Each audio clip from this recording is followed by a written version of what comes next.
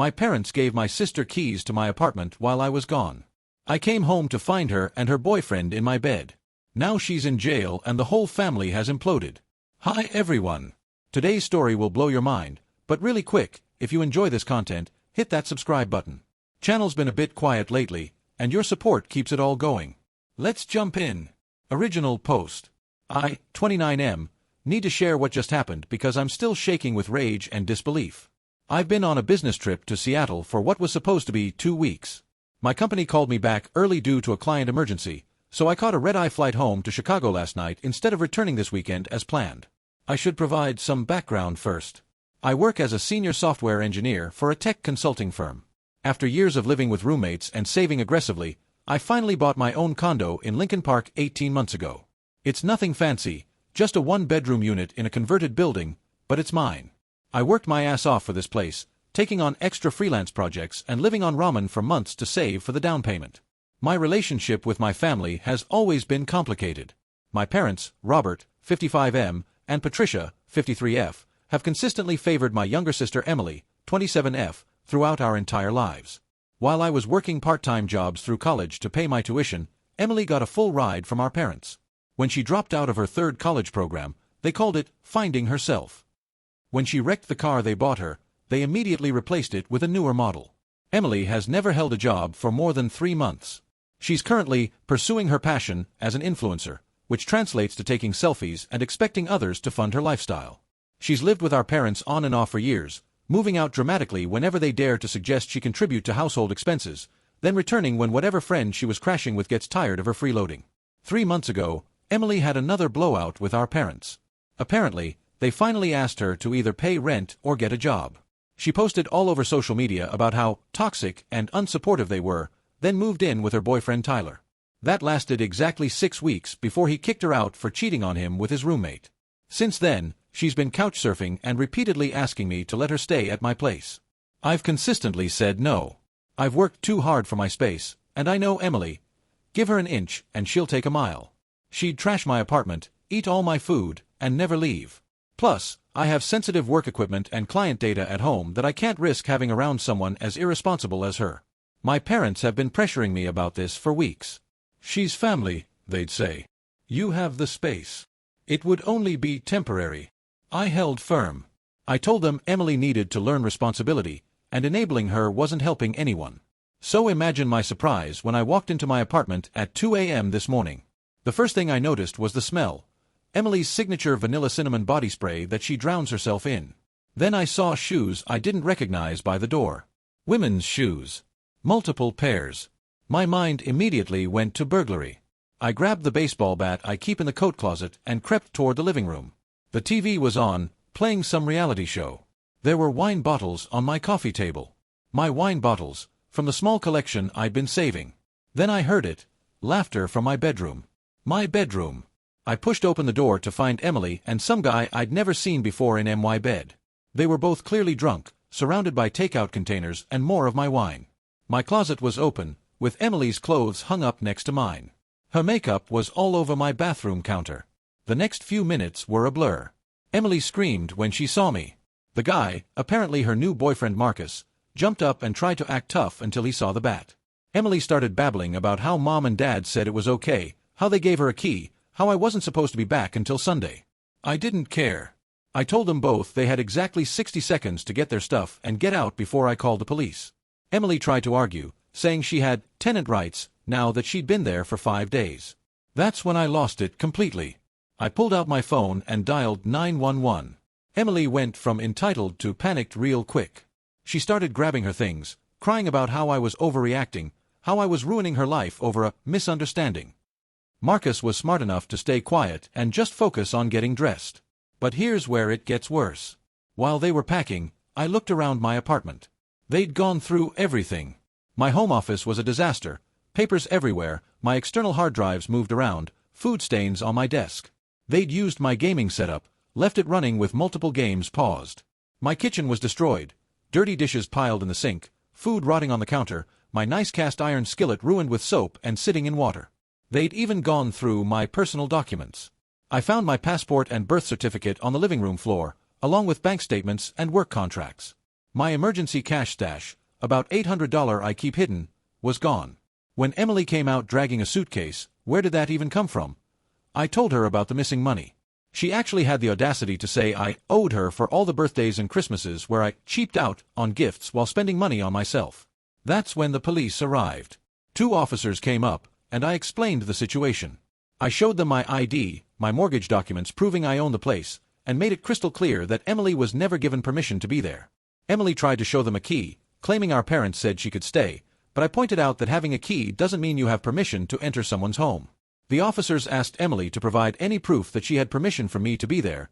Texts, emails, anything. She couldn't, because I'd explicitly told her no multiple times. She kept insisting our parents owned the place, they don't, and that they had the right to give her access, they don't. Marcus was smart enough to leave quietly when the officers said he could go. Emily wasn't. She started screaming at me, calling me every name in the book, saying I was a terrible brother, that I was choosing property over family. She actually took a swing at me in front of the cops, which was the final nail in her coffin. The officers arrested her for criminal trespassing, attempted assault, and theft. I pressed charges for everything. As they were leading her away in handcuffs, she was still screaming about how I was ruining her life, how our parents would never forgive me, how I was dead to her. It's now 8 a.m. I haven't slept. My parents have called me 17 times and left dozens of texts. The ones I've read are exactly what you'd expect. I'm overreacting, Emily made a mistake, how could I have my own sister arrested, I'm tearing the family apart. I don't care. I'm done. I'm changing the locks today, installing security cameras, and looking into getting a restraining order. I'm also going to pursue the theft charges fully. I want my $800 back, and I want there to be consequences for once in Emily's life. My phone is still blowing up. Apparently, Emily used her one phone call to contact our cousin Sarah, who's now spreading this all over Facebook, painting me as a monster who had his homeless sister arrested for borrowing his apartment during an emergency. I'm supposed to have a client presentation tomorrow, and instead, I'm dealing with this nightmare. My home, my sanctuary, has been violated. The place I worked so hard for has been treated like a frat house by my entitled sister and her loser boyfriend. Am I the asshole here? Because half my extended family seems to think so. But I can't see how I'm wrong for having someone arrested for breaking into my home, going through my things, and stealing from me. Update 1, posted 3 days later. The last 72 hours have been absolutely insane. I wanted to update everyone since my original post got so much attention and I've had some major developments. First, thank you to everyone who validated that I wasn't crazy for calling the police. Your comments gave me the strength to stick to my guns when the family pressure got intense. So after my first post, I crashed for a few hours, then got up to deal with the aftermath. I called a locksmith, not just to change the locks but to install high-security deadbolts. While waiting for them, I documented everything. Every bit of damage, every item moved, everything missing. The total damage and theft came to about $3,200, including the $800 cash, damaged electronics, ruined kitchen equipment, and the wine collection. The locksmith arrived around noon, and while he was working, my parents showed up. I saw them on my Ring doorbell, thank God I had at least that camera already, and didn't answer. They stood outside for 45 minutes, alternating between knocking, calling my phone, and yelling through the door about family and forgiveness. Finally, Robert tried to use a key. The locksmith had just finished that lock, so it didn't work. The look of shock on his face was almost worth everything else. Patricia started crying, and they eventually left, but not before Robert yelled that I was no longer their son. Here's where it gets interesting. That evening, I got a call from my lawyer friend, Daniel. He said I should check Emily's Instagram. She'd posted a whole story series about her abusive brother who called the cops on her for house-sitting. But she'd made a crucial mistake. She'd posted photos from inside my apartment. Photos of her and Marcus drinking my wine, wearing my robe, using my gaming setup. She'd even posted a video tour, calling it Emily's new place, and showing off her kitchen and bedroom. Everything was time-stamped from before I got home. It completely destroyed any narrative about emergency housing or misunderstandings. Daniel helped me file for an emergency protective order and recommended a lawyer who specializes in family property disputes. We met with him yesterday, and here's what I learned. 1. My parents could be charged with conspiracy to commit burglary for giving Emily the key and telling her she could stay without my permission. 2.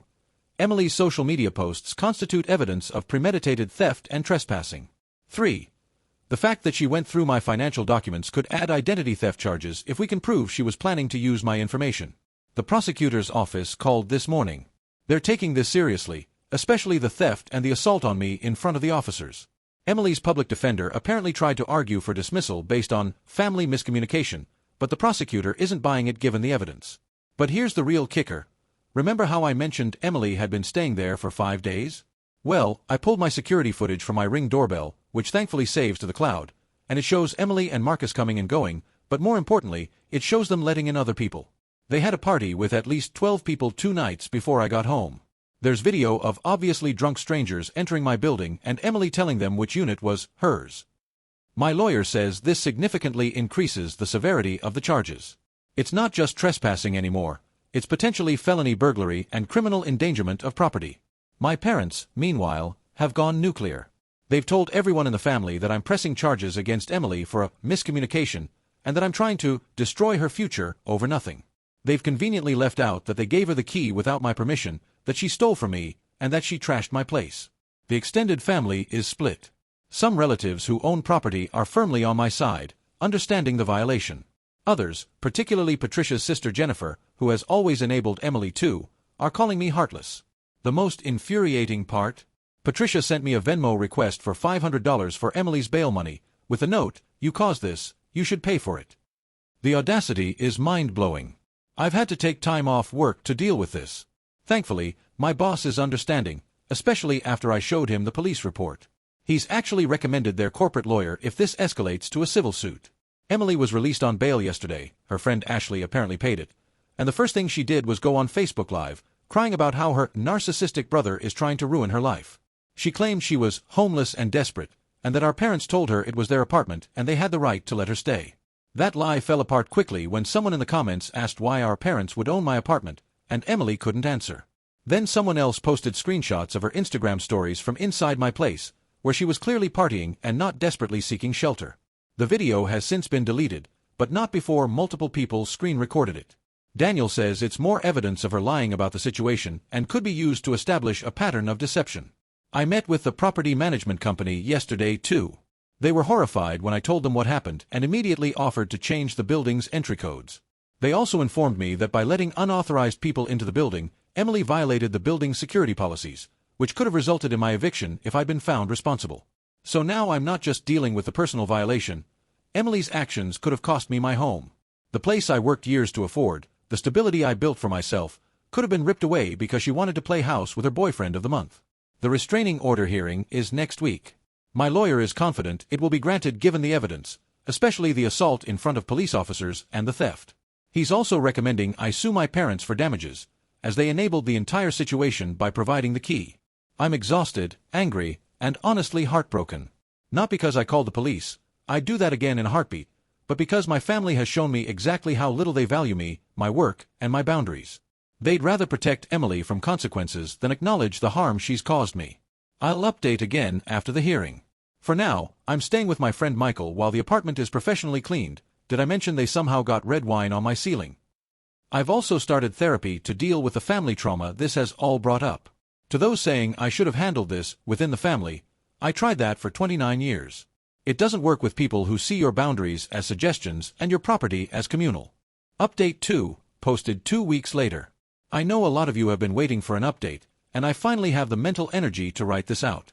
Buckle up, because it's been a wild 2 weeks. The restraining order hearing was last Tuesday. Emily showed up with our parents and a lawyer that Robert apparently hired. She was dressed like she was going to church, probably the most conservative outfit I've ever seen her wear, clearly trying to play the innocent victim card. My lawyer presented everything: the Ring doorbell footage, her Instagram posts, the Facebook Live video, the police report, photos of the damage, and my documented history of telling her she couldn't stay with me. We also had testimony from my building's property manager about the security violations and the risk to my tenancy. Emily's lawyer tried to argue that this was a family miscommunication that escalated unnecessarily, and that a restraining order between siblings was extreme. Then my lawyer played the doorbell footage of Emily and Marcus letting random people into the building at 2 a.m. for their party, followed by her Instagram story where she called it Emily's housewarming party at her new place. The judge asked Emily directly if she had ever received permission from me to enter my apartment. She tried to deflect, saying our parents had given her permission, but the judge pressed her. Did she have MY permission? She finally admitted no, but claimed she thought our parents had the authority to grant it. The judge then asked why she thought our parents had authority over property I own. Emily actually said, "They're his parents. Parents always have a say in their kids' lives." The judge's face was priceless. The restraining order was granted. Emily cannot come within 500 feet of me, my home, or my workplace for the next year. The judge also ordered her to pay restitution for the damages and theft, though my lawyer warned me I'll probably never see that money. But here's where things got really interesting. As we were leaving the courthouse, Patricia tried to approach me. When my lawyer stepped between us, she started screaming about how I was destroying the family and that I'd regret this when she and Robert were dead. She actually said, "We gave you everything, and this is how you repay us." I couldn't help myself. I laughed. I asked her to name one thing they'd paid for since I turned 18. She couldn't. Because there wasn't anything. Every penny I have, I earned myself. Robert then made a huge mistake. He grabbed my arm and said I was going to fix this now and drop the charges. My lawyer immediately called for court security, and Robert was escorted out. The entire thing was captured on courthouse security cameras. 2 days later, I was served with papers. My parents are trying to sue me for emotional distress and defamation of character because Emily's arrest has damaged their reputation in the community. They're seeking $50,000 in damages. My lawyer literally laughed when he read the filing. He says it's baseless and that we have grounds for a countersuit for harassment and conspiracy to commit burglary. We're moving forward with both the criminal complaint against them for providing the key and instructing Emily to enter my property, and a civil suit for damages. Meanwhile, the criminal case against Emily is progressing. The prosecutor offered her a plea deal: plead guilty to misdemeanor trespassing and theft, 100 hours of community service, probation for a year, and restitution. Her lawyer advised her to take it, as the felony burglary charge could mean actual jail time. But Emily, in her infinite wisdom, rejected it. She's convinced a jury will side with her because family helps family. Her trial is set for next month. The family drama has exploded. Patricia's sister Jennifer started a Facebook group called Justice for Emily, I wish I was joking, where they're sharing photos of Emily as a child, talking about how she's always been sensitive and how I'm a cold, heartless monster who chose money over family. My cousin Sarah posted in the group that maybe Emily shouldn't have broken into my apartment and stolen from me. She was immediately kicked out and blocked by half the family. The plot twist. My uncle Thomas, Robert's brother, reached out to me privately. He told me he's proud of me for standing up to them and shared that Robert and Patricia had pulled similar stunts with him years ago, trying to guilt him into letting Emily live in his vacation home rent-free. When he refused, they didn't speak to him for 2 years. He also revealed that my parents had been telling the family for months that I was selfish for not letting Emily move in with me, and that they'd been planning this intervention where they just move her in while I was gone, thinking I'd be too polite to kick her out once she was settled. They literally thought I'd just accept it as a done deal. My work has been incredibly supportive. HR has Emily's photo and description in case she tries to show up, and they've offered me their employee assistance program for counseling. My boss even gave me a raise, saying she was impressed with how professionally I've handled such a personal crisis. I've also discovered that Emily has been telling people on social media that she's going to be homeless because of me. What she's not mentioning is that Ashley, the friend who paid her bail, offered her a place to stay, but Emily refused because Ashley lives in a sketchy neighborhood. It's not sketchy, it's just not trendy, and the room Ashley offered doesn't have an ensuite bathroom. So she's not homeless. She's just entitled. The apartment is finally back to normal. The professional cleaning cost $400, and I had to replace several items that were ruined beyond repair. I've installed a comprehensive security system with cameras covering every angle, smart locks that require my phone to open, and motion sensors that alert me to any movement when I'm not home. I've also started therapy, which is helping me process not just this incident but years of family dysfunction. My therapist says what I'm dealing with is classic golden child/scapegoat dynamics, where Emily can do no wrong and I'm expected to sacrifice everything for her comfort. The irony. If Emily had approached me respectfully, acknowledged my boundaries, and asked for help finding a job or apartment, I probably would have helped her. Maybe not with housing, but I could have helped with her resume, job searching, or even a small loan for a deposit once she had income. But she didn't want help becoming independent. She wanted to take what I'd earned without working for it herself. Final update, posted 3 months after the original incident. This will be my final update on this situation, as I'm ready to put this chapter of my life behind me. But I know many of you have been following this story, and you deserve to know how it all ended. Emily's criminal trial was last month. Against her lawyer's continued advice, she insisted on testifying. It was a disaster.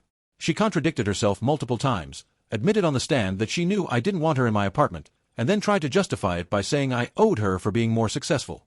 The prosecutor presented her Instagram posts, the Ring doorbell footage, and her Facebook Live video. When asked about the stolen $800, Emily claimed it was payment for house sitting, then couldn't explain what house sitting duties she performed while I was gone. The jury deliberated for less than 2 hours. Guilty on all counts: criminal trespassing, theft, and assault, for trying to hit me in front of the officers. The judge sentenced her to 30 days in jail, suspended, 200 hours of community service, 2 years of probation, and ordered her to pay $3,200 in restitution. Most importantly, she now has a criminal record. The conviction had immediate consequences. Emily had apparently been in the final stages of interviewing for an administrative position at a local marketing firm. They ran a background check, saw the conviction, and withdrew the offer. She's now finding that her criminal record is making it nearly impossible to find any decent employment.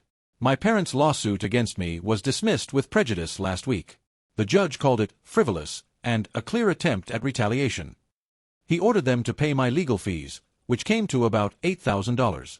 But the real victory came from my countersuit. My lawyer and I decided to push forward with a conspiracy to commit burglary charges. When faced with potential criminal prosecution, my parents' lawyer convinced them to settle the civil suit. They agreed to pay me $15,000 in damages and sign a legally binding agreement to never contact me again, directly or through third parties. The family fallout has been severe but illuminating. The extended family is completely divided. Patricia's side has mostly cut me off, which honestly feels like a blessing. Robert's side, however, has been surprisingly supportive. Uncle Thomas even invited me to Thanksgiving at his place, saying it's time someone stood up to Robert and Patricia's enabling of Emily. The most satisfying development? 3 weeks ago, Patricia called Uncle Thomas crying because Emily had stolen checks from Patricia's purse and forged her signature to the tune of $2,000. Patricia wanted to handle it as a family matter and not involve police because Emily is already struggling with her record. Thomas told me Patricia actually said, "We can't call the police on our own daughter." The irony was completely lost on her that she'd expected me to just accept being robbed, but when it happened to her, suddenly family matters should stay private. They didn't press charges, of course. Emily is back living with them, supposedly looking for work but mostly just posting on social media about how the system is rigged against her. Last I heard from Sarah, Emily's been trying to start a GoFundMe for legal discrimination she's facing, but it's raised a grand total of $45. As for me, I'm thriving. The therapy has been transformative. I've learned to set boundaries not just with my family but in all areas of my life. My work performance has improved now that I'm not constantly stressed about family drama. I even got promoted to team lead, which came with a significant raise. I've also started dating someone, Jennifer, a fellow engineer I met at a conference. She's smart, independent, and when I told her this whole story on our 4th date, her response was, "Good for you. Family doesn't get a free pass to treat you like garbage." I think I'm falling for her. The apartment feels like home again. The biometric locks and security system give me peace of mind. I've redecorated, making it truly mine in a way it wasn't before. There's something symbolic about reclaiming the space. I haven't spoken to my parents or Emily since the court hearings. I don't plan to. Some bridges, once burned, don't need rebuilding. They've shown me who they are, and I believe them. To those who messaged me saying I'd regret this when my parents are gone, I've made peace with that possibility. The regret of maintaining toxic relationships would be far worse than the regret of protecting my peace and property. To anyone facing similar family situations, you're not obligated to set yourself on fire to keep others warm. Your success doesn't mean you owe anything to relatives who wouldn't lift a finger for you. And sometimes, the best family is the one you choose, not the one you're born into. Thank you all for following this journey. Your support and validation meant more than you know during some very dark moments. I'm closing this chapter now, looking forward to a future free from toxic family dynamics. And yes, I'm having Thanksgiving with Uncle Thomas. He's promised to teach me his secret turkey recipe, and his kids are excited to hear about my work in tech. It'll be nice to have a family holiday that doesn't end in drama, guilt trips, or someone trying to pick my pocket. Sometimes the best revenge isn't revenge at all. It's simply living well and refusing to let toxic people access your peace. Emily wanted my apartment, but what she really couldn't stand was my success and independence. By protecting both, I won everything that mattered.